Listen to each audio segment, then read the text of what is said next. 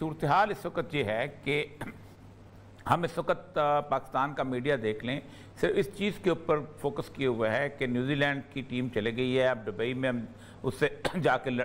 مقابلہ کریں یا نہ کریں، ہماری کرکٹ بچے گی کہ نہیں بچے گی، انگلینڈ چلی گئی ہے تو انگلینڈ کے ساتھ ہم کیسے اس کو ڈیل کریں، پی سی پی ہے، اس کے بعد برٹش جو ہے بی سی پی ہے، اس کو کیسے ہم ڈیل کریں۔ سچویشن یہ ہے کہ ہم اس سے اوپر سوچ نہیں پا رہے، پوری ریجن جو ہے وہ اس وقت عجیب و غریب قسم کے دھماکوں سے گونج رہی ہے، اور اس دھماکوں کی صورتحال یہ ہے کہ پورے ریجن جو ہے وہ تیاری کے اندر ہے کہ جس تیاری کے اندر کچھ عرصے کے بعد یوں لگتا ہے کہ بہت سارے معاملات جو ہیں وہ سامنے آنا شروع ہو جائیں گے۔ مثلا جو اس وقت رائٹرز کی خبر میرے سامنے اس وقت ہے، رائٹرز کی خبر یہ کہتی ہے کہ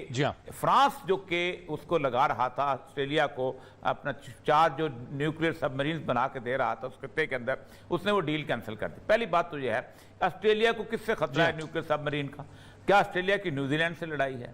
کیا آسٹریلیا کی جاپان سے لڑائی ہے؟ کیا آسٹریلیا کے اپنے پڑوس میں کسی اور شخص سے لڑائی ہے؟ قطعاً کوئی نہیں۔ آسٹریلیا جو ہے وہ بنیادی طور پر جب سے اس 4 رکنی اتحاد کا ممبر بنا ہے، امریکہ نے اس سے پریشر ڈالنا شروع کیا ہے کہ پھر تم دیکھ لیں ہم تمہارا حشر کیا کرتے ہیں۔ اس لیے جاپان اور آسٹریلیا جو ہیں یہ اس کے اندر شامل کر دیے گئے۔ اب اس کے بعد ہوا یہ کہ جب وہ ڈیل میں شامل ہو گئے اور جب وہ مقابلے پہ آ گئے چین کے اور روس کے لوگوں کے، تو پھر امریکہ نے اس کو مزید بلیک میل کیا۔ امریکہ نے کہا کہ اب تم جو سب مرین بنا رہے ہو یہ اب ہم سے خریدو گے، کیونکہ ہوا یہ ہے کہ جب سے افغانستان کی جنگ ختم ہوئی ہے، جو 4 بڑی کمپنیاں تھیں امریکہ کی، 5 بڑی کمپنیاں جو کہ منافع کما رہی تھیں، جو کہ اس سب مرینز بھی بناتی ہیں، جن میں بوئنگ کی کمپنی بھی ہے، جن میں جنرل کمپنی بھی ہے، یہ ساری کمپنی جو ہیں وہ ساری کی ساری ہاتھ پہ ہاتھ دھرے کہ اب کس کو بیچیں گے مسئلہ۔ تو آسٹریلیا کو خاص طور پہ اس ڈیل کے اندر شامل کیا گیا۔ یہ میں بھی پڑھ رہا تھا کہ آسٹریلیا کیس کے جو اس نے اپنا اس پہ رائٹرز کی جو خبر ہے تو انہوں نے کہا کہ I think the French will milk it for all its worth، کہ وہ بنیادی طور پر اس کے جسے کہتے ہیں بھینس سے دودھ دھونا، وہ مکمل طور پہ پورا دودھ دھونا چاہتے تھے۔ آسٹریلیا کا سمجھتی ہے کہ امریکہ چونکہ اس کا اپنا مفاد بھی شامل ہے تو امریکہ ہمارے لیے کوئی نہ کوئی رعایت کرے گا یا اور کچھ نہیں، کم از کم ساتھ کولیبوریشن میں وہ اس کی مشین ہم چلائیں گے بھی تو وقت آنے کے پرزوں کی ضرورت پڑے گی تب بھی ہم دے لیں گے۔ اور دوسری ایک اور اہم چیز ہے، امریکہ اس جنگ کے اندر آپ اندازہ کریں 2 طرح کے محاذ کھولنا چاہتا ہے۔ ایک محاذ کھولنا چاہتا ہے نیٹو کا روس کے ساتھ، اور اس کو کہا ہے کہ تم خود سنبھالو، ہم تمہارے ساتھ نہیں ہیں۔ فرانس ہے، جرمنی ہے، انگلینڈ ہے، یہ سارے کے سارے روس سے لڑیں گے اور روس کو ایک طرف رکھیں گے، اور چین کے ساتھ لڑنے کے لیے اس نے جاپان کو اس کو تیار کیا۔ اس کے اوپر جو ٹائمز آف اسرائیل نے 18 ستمبر کو جو خبر نکالی ہے، اس نے کہا ہے کہ 20 اگست 2021 کو پاکستان اور چین نے ایک ایگریمنٹ سائن کیا، اور اس ایگریمنٹ میں وہ کہتا ہے کہ اس کے اندر جو امپورٹنٹ چیز ہے وہ transfer of nuclear technology, uranium mining and processing, اور nuclear fuel supply and setting up research reactor which will help Pakistan to increase the nuclear weapons stockpile۔ وہ کہتا ہے کہ اس سے ہوگا یہ کہ پاکستان کی جو سٹاک پائل ہے نیوکلیئر کی وہ بڑھ جائے گی۔ وہ کہتا ہے 5 بنیادی نکات ہیں اس پورے معاہدے کے۔ Exploration and mining of the uranium and training of the personal.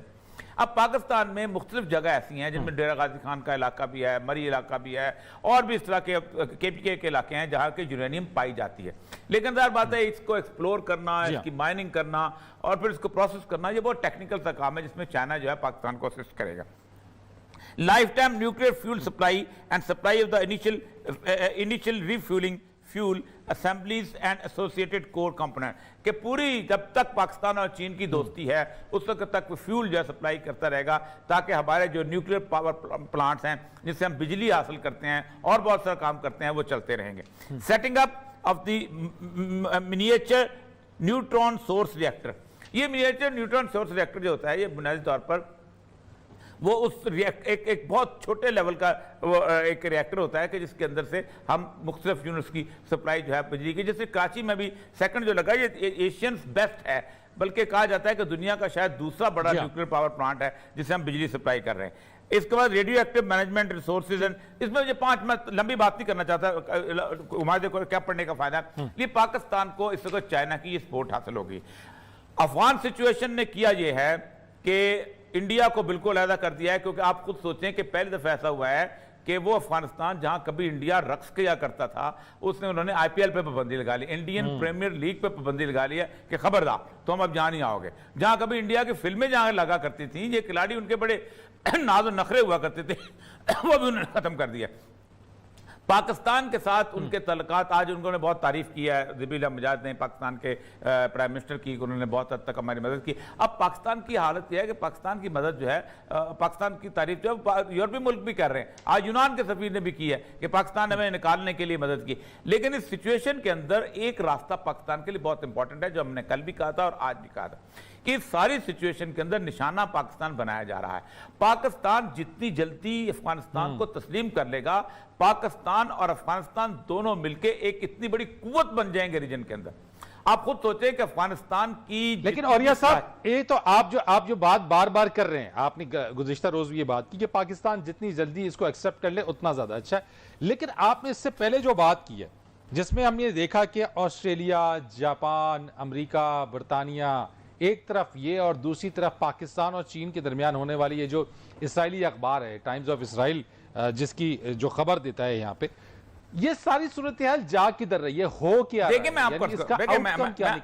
میں وہی میں بیان کر رہا تھا کہ اگر پاکستان اور افغانستان دو ایسے اکٹھے جو ہے اس وقت ہو جائیں اس ریجن کے اندر اور اسٹریٹجیکلی بھی اکٹھے ہو جائیں, ایک دوسرے کو تسلیم بھی کر لیں, آپ سوچ نہیں سکتے کہ پورے انڈیا کے نیچے تک